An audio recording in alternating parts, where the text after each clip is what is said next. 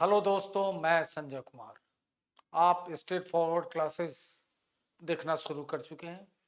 आज हम बात करेंगे बीपीएससी 68 का पेपर नंबर 1, जिसके एक प्रश्न संख्या 1 में 5 विकल्प थे, 5 बल्कि अनिवार्य थे।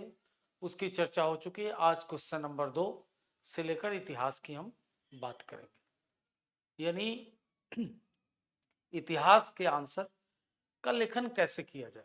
क्योंकि मेरा कंसर्न केवल इतिहास पढ़ाना नहीं है, उत्तर लेखन और निबंध। तो प्रश्न था, भारतीय राष्ट्रीय आंदोलन के उदय के कारकों की चर्चा कीजिए, इसमें स्वतंत्रता संग्राम को किस प्रकार दिशा दी। तो आपको उन सारे फैक्टर्स को बताना है जिससे देश में आंदोलन हुआ, यानी देश आजाद हुआ। इस प्रश्न को मैंने कुछ लोगों को कहा कि भाई आप आंसर लिख के दिखाइए, तो 4-5 लोगों का आंसर आया। मुझे दुख है, क्योंकि मैं नाम नहीं कहूंगा आपको, लेकिन ऐसे मत कीजिए। देखिए, इतिहास को में जो मूल तत्व है कि एक अंतर्दृष्टि विकसित होनी चाहिए। हर चीज इतिहास है, लेकिन आपके पास समय सीमा है, और उस समय सीमा में कैसे हर कुछ बता देंगे। एक में आप में से एक ने, जो लोग वीडियो देख रहे हैं उसी में से कोई होंगे, जिन्होंने कहा कि सर हमें बताया गया इसलिए मैंने ऐसा लिखा। 1857 को जोड़ते चले गए। कभी ये भूल ना करें, क्योंकि राष्ट्रीय आंदोलन का उदय, ये जब आंदोलन उदित हुआ, क्योंकि 1857 के विद्रोह, ठीक है, वो प्रथम स्वतंत्रता संग्राम था, कहा जा सकता है, लेकिन उससे स्वतंत्रता आंदोलन का कोई मतलब नहीं। वो मूलतः क्या था कि कुछ लोगों के राइट्स को छीना गया था, उसके चलते एक आंदोलन हुआ। लेकिन उस आंदोलन को 1854, जो आप जान चुके हैं कि 58 1850 एक्ट के तहत उस चीज को ब्रितानी शासन ने समझा और बहुत हद तक डिफ्यूज किया, और बहुत सारे काम किए उसने। क्योंकि ब्रिटिश आर्मी में उस समय वर्चस्व था अपर कास्ट का, ब्राह्मण राजपूत थोड़े बहुत मुंशी के रूप में कास्ट होते थे, और बिहार है तो कुछ भूमिहार भी रहे होंगे, यानी एंट्री ही नहीं थी दूसरे जाति की। तो जब एंट्री, उस चीज को तोड़ा हुआ, यानी दूसरी जाति को एंट्री दिया, केवल एक रेजिमेंट था महारों का, तो धीरे धीरे उसके स्ट्रक्चर को बदला, बहुत सारी चीजों को बदला। तो वो स्वतंत्रता आंदोलन का आरंभिक पॉइंट नहीं है। दूसरी बात, इतिहास लेखन में सबसे इंपॉर्टेंट है सोशियो इकोनॉमिक फैक्टर्स को पकड़ना, जिससे आज टीवी पे आप डिबेट देखते हैं। तो जब तक सोशियो इकोनॉमिक फैक्टर को पकड़ेंगे, उससे क्या होगा कि समाज में कुछ समाज के वक्ता पैदा होंगे, प्रवक्ता पैदा होंगे, और वो सही चीजों की ओर ले जाएंगे। जो लोग बहुत पढ़े लिखे नहीं है, लोग पूछने जाते हैं, कोई मास्टर है, कोई डॉक्टर है, कि मेरा बेटा क्या करे, या किसी बात पे कि ऐसा कैसे हुआ। जैसे आजकल बजट चल रहा है, तो बहुत लोग सीए से पूछने जाते हैं कि 12 लाख का क्या मतलब हुआ, ये डिबेट है, रिबेट है, क्या है। तो उसी तरह से, तो स्वतंत्रता आंदोलन पे जो पहला टर्निंग पॉइंट आया कि ठीक है, कांग्रेस की स्थापना हुई, तो कांग्रेस ने क्या किया, उदारवादियों ने, कि जो मंशा थी अंग्रेज की, ये ह्यूम की, स्थापित करने का, कि एक सेफ्टी वॉल्व के रूप में हो, जो समस्याएं आए उसका संवैधानिक निराकरण किया जाए, ताकि असंतोष धरातलीय रहे, उसमें असंतोष के अंदर कभी भी ऊर्ध्वाधर यानी वर्टिकल विकास ना हो, क्षैतिज बना रहे, तैरता रहे जमीन पे, बस इतना ही करना था। लेकिन एक grand old man of India, जो ब्रिटिश पार्लियामेंट के मेंबर भी हुए, तो उनका नाम था दादा भाई नौरोजी। 1901 में उन्होंने एक पुस्तक लिखी, और उस पुस्तक का लुबोलुबाब था ड्रेन ऑफ वेल्थ थ्योरी उन्होंने ड्राइव किया, यानी धन की निकास। आखिर अंग्रेज कर क्या रहे हैं?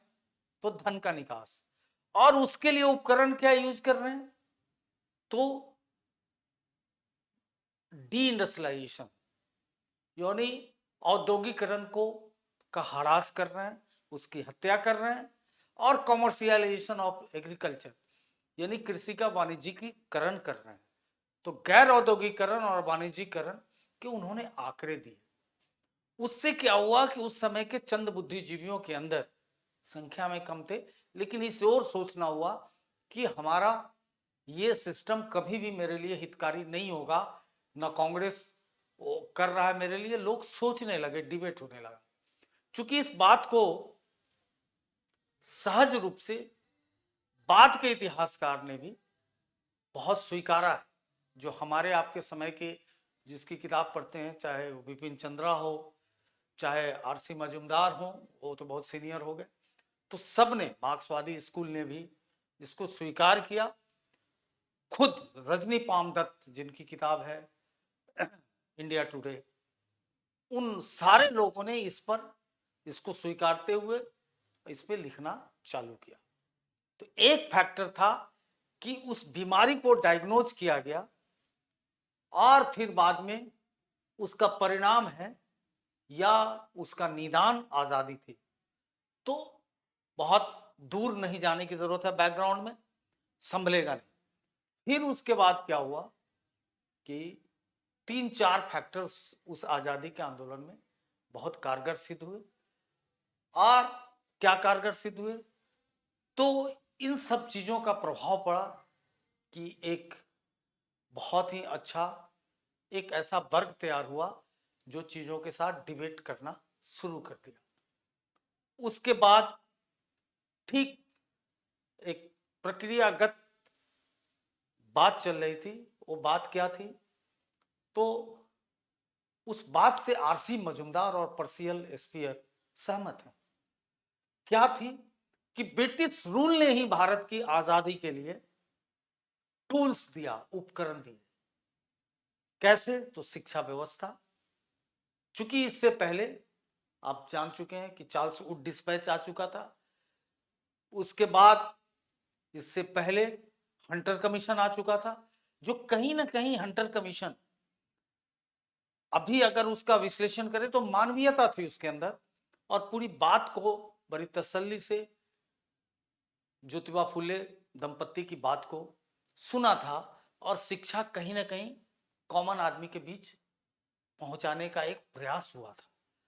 तो ये सारी चीजें तो आरसी मजूमदार जैसा इतिहासकार लिखता है, या पर्सियल स्पीयर जो ब्रिटिश औपनिवेशिक इतिहासकार है, उन लोगों का मानना है कि शिक्षा, कानूनी व्यवस्था, लीगल सिस्टम, और यातायात, कम्युनिकेशन का डेवलपमेंट। याद रखिए कि गांधी जी की जो चंद आलोचना होती है, मैं गांधी आलोचक नहीं हूं, लेकिन कम्युनिकेशन को उन्होंने धिक्कारा था। क्योंकि गांधी एक द्वंद्व में थे पश्चिम के और भारतीय सभ्यता के। उसके लिए वो रेल को बहुत दोषी माने हैं, लेकिन नहीं, रेल नहीं होता, डाक संचार नहीं होता, शिक्षा का विकास नहीं होता, एक ठीक लीगल जो सिस्टम था वो नहीं होता, भेदभाव का प्रतीक, तो शायद हमारे देश में आजादी का आंदोलन नहीं पनपता। दो विचार हुए। उसके बाद तीसरी बात जो मार्के की है कि 1857 का एक प्रभाव पड़ा कि कुछ इंटेलेक्चुअल्स पैदा लिए, बुद्धिजीवी, जिसमें राजा राम मोहन राय सर्वश्रेष्ठ हैं, the father of modern India हम लोग उनको कहते हैं। वो इंग्लैंड गए थे। अकबर द्वितीय के साथ समस्या थी। अकबर द्वितीय मुगल शासक था नाम का, उसके पेंशन को बंद किया गया था, उसको निकालने, लेकिन उन्होंने बहुत चीजों को समझा था, कॉरेस्पोंडेंस किया था, हालांकि वो लौट के नहीं आ सके, लेकिन वो शुरू से बहुत वेल रेड आदमी थे, सारी भाषाओं को समकालीन जानते थे। फिर उनकी बात में संगत मिली इधर पश्चिम भारत को, बहुत अच्छा, दयानंद सरस्वती, आर्य समाज, उधर विवेकानंद थे ही महान। और फिर महाराष्ट्र में शिक्षा की दृष्टि से फूले दंपत्ति, माँ सावित्रीबाई फूले और ज्योतिबाबाई फूले, इन सब ने मिलकर समाज के अंदर कई चीजों के खिलाफ समाज को तैयार किया कि भेदभाव मूलक समाज नहीं होना चाहिए, शिक्षा का महत्व होना चाहिए, जात और नस्ल की बात नहीं होनी चाहिए, तो एकेश्वरवाद की भी बात होनी चाहिए, कोई कह रहा है मूर्ति पूजा नहीं होनी चाहिए। तो इन सब ने मिलके एक जनमानस तैयार किया। चौथी बात आती है कि क्रांतिकारी आंदोलन, उसने भारतीय राष्ट्रवाद को त्वरित करने का काम किया, और उसमें खासकर अनुशीलन समिति, जिसके योगदान को कभी भी भारतीय इतिहास नहीं भूल सकता है। और अनुशीलन समिति का ही प्रभाव रहा हिंदुस्तान सोशलिस्ट रिपब्लिक के ऊपर, जिसमें जिस स्कूल के भगत सिंह, चंद्रशेखर आजाद और बटुकेश्वर दत्त, राम प्रसाद बिस्मिल तमाम लोग आते हैं। लेकिन अनुशीलन समिति, और फिर एक पत्रिका भी थी युगांतर जो बंगाल में हुआ, इन सब ने त्वरित किया, एक्सेलरेट किया, फास्ट किया भारत के चीज़ों को। कहीं ना कहीं इसका प्रभाव है कि 1911 में इन लोगों ने राजधानी को ट्रांसफ़र किया दिल्ली। बहुत ज़्यादा, जब आप अंडमान निकोबार के डॉक्यूमेंट्स को देखेंगे तो इतने के बाद भी पसीना इनका छोड़ा दिया था।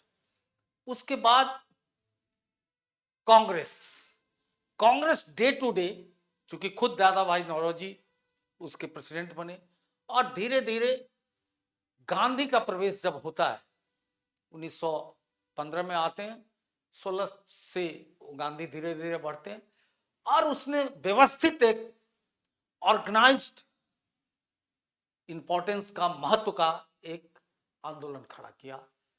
और उनका प्रेशर, कंप्रोमाइज प्रेशर, पीसीपी जिसको बोलते हैं, यानी दबाव डालो, समझौता करो, फिर दबाव डालो, ये उनकी रणनीति रही। और इस रणनीति के तहत देश, असहयोग, भारत छोड़ो आंदोलन सब मिल गए, तो एक पूरा इंद्रधनुष की तरह स्ट्रक्चर बनता है कि एक व्यक्ति का योगदान नहीं है, सारे चीजों ने मिलके इस देश में एक ऐसे राष्ट्रवाद की आवाज है। और बाह्य कारक को भी हम इनकार नहीं कर सकते, खासकर 2 विश्व युद्ध के बाद जो विश्व में, इस पे बहुत बड़ा डिबेट है कि जो चेंजेस आ रहे थे, क्योंकि इंडस्ट्रियल रिवॉल्यूशन 2 हो चुके थे, और सेकेंड वर्ल्ड के बाद तो बहुत स्थिति दूसरे ढंग की हो गई थी। वाणिज्यवाद फिर से एक नए किस्म से, उपनिवेशवाद के खिलाफ, आज जैसे अमेरिका का डिबेट होता रहा चर्चिल से कि तुम्हें कॉलोनी आज़ाद करनी होगी, अगर नहीं करोगे तो अमेरिका बहुत इंटरेस्ट नहीं ले रहा था कि आखिर उसके यहाँ भी प्रोटेक्शन चालू था, उसे भी बाजार चाहिए था, तो वो भी फैक्टर, सारी चीज़ों का प्रभाव रहा कि हमारे देश में एक राष्ट्रीय आंदोलन धीरे धीरे गतिशील हुई और अंत में हमको स्वतंत्रता मिली। तो इस ढंग से कैसे आंसर को संभालना है, इसको चूंकि जो दिशा मिली अल्टीमेटली वो गांधी के नेतृत्व में, चूंकि सबसे संगठित, सबसे वेल ऑर्गेनाइज संगठन के वो एक तरह से मेंटोर थे, क्योंकि गांधी ने तो 1934 में ही राजनीति छोड़ दी थी, लेकिन किस कीमत पे चाहिए, क्योंकि उनका सीधा कहना था ऐसा कोई भी चीज मुझे जीवन में नहीं चाहिए जो साधन को समझौता करके प्राप्त हो, हमें ऐसा साध्य, मेरा लक्ष्य जो भी हो साधन की पवित्रता से मिलनी चाहिए, मिली, और वो अल्टीमेटली हीरो बने। तो इस ढंग से लिखने की कोशिश कीजिए। फिर इसमें सबाल्टर्न के भी व्यू हैं। सबाल्टर्न स्टडी कहता है कि ये आंदोलन में राष्ट्रवादी जो आदिवासी आंदोलन है, किसान आंदोलन है, उसकी भूमिका को भी हम इग्नोर नहीं कर सकते। तो 5-6 बातें मोटा मोटी आती है, अगर इसको आप 3 घंटे में ठीक से माला पिरो देंगे सफल होंगे। बहुत लंबा बैकग्राउंड नहीं लेना है, बहुत संक्षिप्त देख रहे हैं, बामुश्किल 100-150 वर्ड का मैंने इंट्रो बनाया है, और इसका बॉडी बनाया है, कंक्लूजन बनाया है। तो इस ढंग से लिखिए, आंसर आपको मिल रहा है। जिन लोगों को नहीं आंसर मिल रहा हो, टेलीग्राम पे कोई दिक्कत हो, हमारे ऑफिस से फोन करके ले सकते हैं।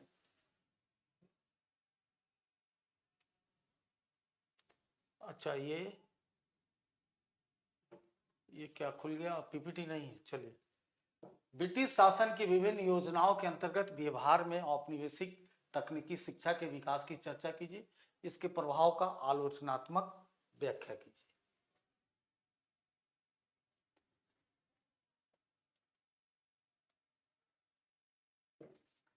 देखिए, बिहार, जिस सवाल को दादा भाई नौरोजी उठाए हैं, उसका बाद बिहार भी नहीं था। बिहार में भी देखिए, कृषि में नील की खेती करना, कमर्शलाइजेशन था, चूंकि कैश क्रॉप था। तो बिहार में टेक्निकल शिक्षा की जो सही शुरुआत होती है, वो कुल मिला के 1854 के बाद होती है। यानी जब क्राउन, ब्रिटिश क्राउन के पास जाता है। 4-5 बातें इसमें ध्यान रखनी। 1854 वुड डिस्पैच, और उसको त्वरित करता है, उसको फास्ट करता है। फिर चल के 2 शिक्षा आयोग, बल्कि 3 शिक्षा आयोग आप कर सकते हैं। तो 3 शिक्षा आयोग में थोड़ा बहुत, एक तो इससे प्रारंभ का जो चीज है वो बंगाल फोकस था। थोड़ा बहुत बंगाल में कुछ लग गया जो उनको जरूरत की चीज थी। पहला तो उन्होंने टेक्नोलॉजी के लिए अपने इंफ्रास्ट्रक्चर को मजबूत करने के लिए किया, और वो रुड़की खोला इंजीनियरिंग कॉलेज, जो आज आईआईटी है, ईस्ट इंडिया कंपनी के देन है। उसके द्वारा वो इंफ्रास्ट्रक्चर की बात करते थे। फिर बंगाल में कुछ इंजीनियरिंग कॉलेज खुले, और उसमें हम एक ही थे, तो हमारे ही हिस्से की बात होगी। लेकिन चीजें 1854 से बदलने शुरू हुई, और 2 आईटीआई पटना और गया में खोले गए। सारे के ध्येय थे कि ब्रिटिश जरूरत को पूरा करे। उसके बाद बल्कि जब आगे समय बढ़ता है, जब 1861 में दूसरा शिक्षा आयोग आ जाता है, तो सरकार के ऊपर बहुत जिम्मेवारी डालता है। और उस जिम्मेवारी से, जैसे आजकल आप लोग जानते होंगे, जिला स्कूल, मतलब एक मॉडल स्कूल खोलने की बात की गई। जैसे जैसे धन आता रहा, खुलता रहा। 1904 में विश्वविद्यालय आयोग आया। विश्वविद्यालय आयोग का परिणाम रहा कि पटना मेडिकल कॉलेज, जिसका शताब्दी मनाया जा रहा है 1925, पटना यूनिवर्सिटी खुला। फिर इंजीनियरिंग कॉलेज उससे जुड़ा। एग्रीकल्चर, ताकि अधिक से अधिक शोषण एग्रीकल्चर का हो, रिसर्च के लिए imperial agriculture research institute Bihar के पूसा में खोला गया। वो 1934 के भूकंप के बाद दिल्ली ट्रांसफर हो गया, लेकिन उसका एक शैक्षिक संकाय वहां रहने दिया गया, जहां बच्चे एग्रीकल्चर की पढ़ाई कर रहे थे। बाद में मोदी सरकार ने, राधा मोहन सिंह जब कृषि मंत्री थे, तो केंद्रीय विश्वविद्यालय बन गया। कुल लब्बो-लुबाब ये रहा कि बिहार में तकनीकी शिक्षा के नाम पे आईटीआई खोले गए, और बात पॉलिटेक्निक की हो गई थी। थोड़े बहुत पॉलिटेक्निक खोले गए, और इन सब का उद्देश्य था कि उनको बढ़ई चाहिए था, उनको टेक्नीशियन चाहिए था, मैकेनिकल फिटर। अपनी आवश्यकताओं को पूरा करने के लिए एक टेक्निकल तकनीकी शिक्षा का विकास हुआ। बहुत उनकी मंशा नहीं थी कि बहुत साइंटिफिक और कैम्ब्रिज और ऑक्सफोर्ड की तरह हम विश्वविद्यालय बनाए या शिक्षा को करें। दबाते दबाते अपनी जरूरत के हिसाब से यत्र तत्र खोला। बड़ा विस्तार से है, इसको देखिएगा। नेक्स्ट, प्राचीन भारत काल में उत्तर भारत के मंदिरों का 2-3 बातें इसमें जानना जरूरी है। उत्तर भारत शुरू से और शेष भारत की तुलना में आर्थिक रूप से, आध्यात्मिक रूप से ज्यादा चैतन्य बना। खासकर गंगा का वो किनारा पूर्वी उत्तर प्रदेश से लेकर बिहार तक बहुत चैतन्य था। और इस चैतन्यता में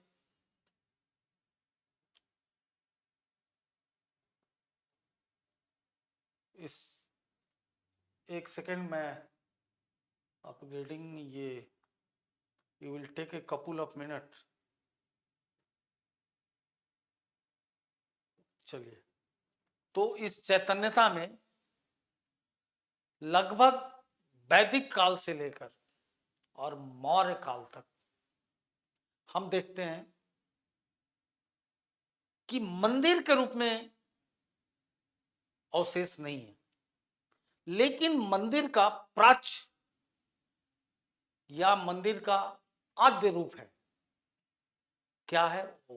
इसी साल पूछे हुए एक क्वेश्चन है। इस दोनों क्वेश्चन को कर लीजिएगा तो कला से निश्चिंत हो जाइएगा। जो भी आजीवक के गुफा चैत्य बने, बौद्ध के बने, वो हमारे पास एक पूजा स्थली के रूप में, चूंकि मंदिर है, के रूप में चीजें थी।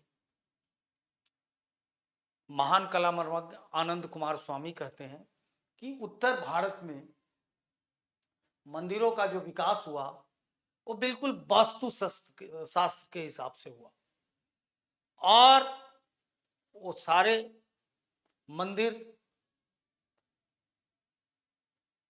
धार्मिक क्रियाकलापों के केंद्र थे। ठीक इसके विपरीत आरसी मजूमदार, या बल्कि आरसी मजूमदार स्कूल के जो सबसे बड़े हैं डीडी कौशाम्बी, उनका कहना है कि ये केवल आर्थिक केंद्र नहीं था, ये केवल धार्मिक जगह नहीं थी, ये आर्थिक केंद्र भी था। तो वाकई में मंदिर आज भी जो पुराने मंदिर हैं, चाहे वो सबसे पुराना शहर काशी विश्वनाथ की ले लिया जाए या सब, तो वो एक तरह से आर्थिक शहरीकरण को बहुत गति प्रदान किया और आर्थिक केंद्र। ठीक जो मंदिर के ऊपर जेम्स फर्गुसन का काम, जो सबसे ऑथेंटिक काम है, उसने कहा कि ये मंदिर जो थे वो शुरू तो होते हैं, अगर इसके इतिहास को देखा जाए तो क्या देखते हैं कि सामान्य संरचना से शुरू होता है, लेकिन धीरे धीरे ये बहुत विकसित हो जाता है। और आरसी मजूमदार फिर कहते हैं कि गुप्त काल से, जिसको स्वर्ण काल माना जाता है भारत के सांस्कृतिक इतिहास में, वो कहते हैं कि गुप्त काल में मंदिर का पर्याप्त विकास होता है। और हम देखते भी, चूंकि गुप्त काल में ही देवता की कल्पना होती है, उनके मूर्ति बनने लगते हैं। चूंकि भारत में लगभग 500 साल तक बुद्ध के अलावा किसी की मूर्ति नहीं रही है। वो कनिष्क था जिसने बुद्ध की बेतहाशा मूर्तियां बनाई। अपनी दूसरी राजधानी मथुरा में भी दोनों कला, गंधार और मथुरा को प्रसर मिला। तो और गुप्त काल की सारी मंदिरें एक तरह से सृष्टि को दर्शाता है कि मंदिर का जो विमान है, जो टावर, वो मेरुदंड, मेरु पर्वत का प्रतीक है। गर्भगृह जो है वो गर्भाशय का प्रतीक है। और पूरा एक ब्रह्मांडीय संकल्पना है, यूनिवर्स की, विश्व आत्मा की बात करके उस कायनात से मनुष्य को जोड़ने की बात करता है, मनुष्य के सोच की बात। क्रैचलिन जैसा मंदिर के ऊपर काम करने वाला व्यक्ति भी स्वीकारता है कि ये मंदिर बहुत बड़ा बाद में व्यवसायिक केंद्र बना और बहुत एक धार्मिक पर्यटन का भी प्रतीक बना। तो इस तरह से, और सारे लोग स्वीकारते हैं कि दो, इस सारे मंदिर का जो आरंभिक है वो नागर शैली हुआ। चूंकि बाद में गुप्त मंदिर के साथ ही नागर शैली का प्रभाव कम हो गया। नागर शैली ऐसी शैली थी जो हिमालय से लेकर और गंगा जमुना के द्वाब तक जो मंदिर बने नागर शैली में, और ठीक इसके बाद अर्ली मेडिएवल, चाहे कोणार्क का मंदिर हो, चाहे वो कोणार्क उड़ीसा या चंदेलों का खजुराहो, वो बीच के जो पट्टी में बेसर शैली के मंदिर बने। बेसर माने होता है दो शैलियों का मिश्रण। और उसके नीचे नर्मदा के नीचे जो बने, तो वो दक्षिण का अपना एक स्टाइल डेवलप हुआ। तो पहले तो छत स्लोप जो था, छत था जैसे छत होता है, धीरे धीरे उसमें विमान बनने लगे। बाद में पंचायतन श्रेणी उसमें ऐड हो गया, 4 छोटे छोटे मंदिर और बीच में एक मुख्य मंदिर। और शंकराचार्य के बाद पंचदेवता की भी कल्पना हो गई, यानी ब्रह्मा विष्णु महेश गणेश शक्ति। इससे पहले, और वो फेज गुप्त और हर्ष के बीच, हर्ष के बाद का फेज है। और सब जगह हम देखते हैं कि पंच देवता के ही पर बात आके टिकी, जिसके मंदिर भारत में पर्याप्त पाए गए। उससे पहले गणेश हमारे मंदिर में नहीं है, सूर्य हमारे मंदिर में नहीं है। उसके बाद जब पंच देवता आया तो इन पांचों के खूब मंदिर बने, ब्रह्मा विष्णु महेश गणेश और शक्ति। तो ये उस समय की कला की बात थी। एक क्वेश्चन और है, हाँ, रविन्द्रनाथ टैगोर के संस्कृति, समाज और संस्कृति पे टैगोर का विचार। टैगोर, पहले भी मैंने बताया कि बहुत मुक्त चिंतक थे, और एक ऐसे चिंतक थे जिसमें अमर्त्य सेन कहते हैं, क्योंकि अमर्त्य सेन का बचपन शांति निकेतन में, अपना घर भी वहीं है, नोबेल प्राइज विनर जो है, कि टैगोर कभी भी संघर्ष के राष्ट्रीयता के हिमायती नहीं थे। टैगोर टकराहट वाली राष्ट्रवाद की चर्चा नहीं करते। टैगोर के ऊपर एक अच्छी किताब है सुगाता बसु की। सुगाता बसु भी टैगोर को संकीर्ण राष्ट्रवादी न मानते हुए मानवतावादी माना।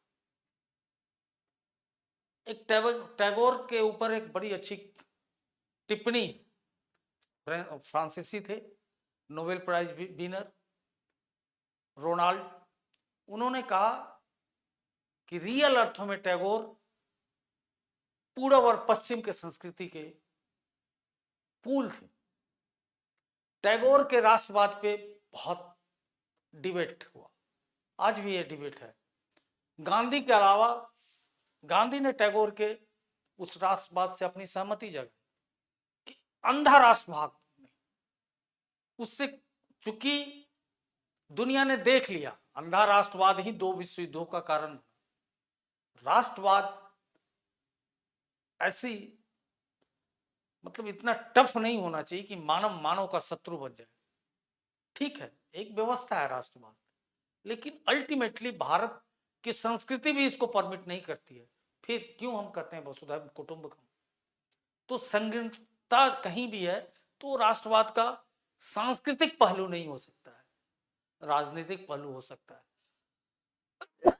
तो टैगोर कल्चरल नेशनलिज्म के बहुत बड़े हिमायती हैं। टैगोर ने खूब यात्रा की। अल्बर्ट आइंस्टीन जैसा व्यक्ति जिनसे मुलाकात 1930 में हुआ है, अल्बर्ट आइंस्टीन भी कहते हैं कि इस व्यक्ति के अंदर अद्भुत तर्क है, विज्ञान की समझ है। और वो चीन भी गए, जापान भी गए, और शिक्षा के क्षेत्र में जो काम किया, जॉन डीवी और मोरिया मोंटेसरी वहाँ गई थी। मोरिया मोंटेसरी संजोग से वो यहाँ कैद हो गई थी, वहाँ गई थी फर्स्ट वर्ल्ड वॉर के बाद। उनको कहीं भी जाने की हाउस अरेस्ट थी, आई थी उनके बुलाने पे एनी बेसेंट के, जिसने प्राथमिक शिक्षा पे सबसे बड़ा काम है उनका।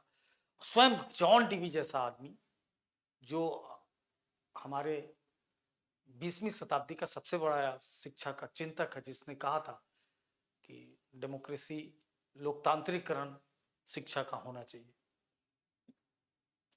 तो ये सारे लोग, फिर टैगोर जैसा व्यक्ति, गीतांजलि, द क्रिसेंट मून जैसी रचना, जो एकदम इन्वायरमेंटवाद, पर्यावरणवादी बनाता है टैगोर को, कि टैगोर की आस्था एक साफ सुथरे पर्यावरण में कितना है, और कैसे वो कहते हैं इस सभ्यता को बचाने के लिए कि औद्योगिकरण की रफ्तार कैसी होनी चाहिए। इंटरनेशनल, अंतरराष्ट्रीय मंच पे उनकी साहित्यिक कृति, पोस्ट ऑफिस पे कितने दुनिया के हर जगह उनके 3-4 चीजों पे नाटक किया गया, सारे रंगमंच पे खेला गया, जो एकदम मानवतावाद का प्रतीक, मनुष्य के, महिलाओं के चरित्र चित्रण का मार्मिक कहानी काबुली वाला है। जो मिन्नी का डेवलपमेंट और अफगान से आने वाले ड्राई फ्रूट सेलर, वो हकीकत है। अब जाके सीमाएं इतनी कठिन हो गई है। एक समय था जो पूरे बिहार, यूपी, बंगाल में वो बड़े बड़े काबुली वाला काबुल से आके ड्राई फ्रूट बेचता था। तो सारे दृष्टांत देखने के बाद लगता है कि टैगोर एक बहुत बड़े अद्भुत किस्म के व्यक्तित्व भारत को मिला और पूरी दुनिया ने इसको संभाला। चलिए, वीडियो ठीक लगाओ तो लाइक कीजिए, शेयर कीजिए और आंसर लीजिए। तैयारी इसी मानक पे कीजिए। जय हिंद।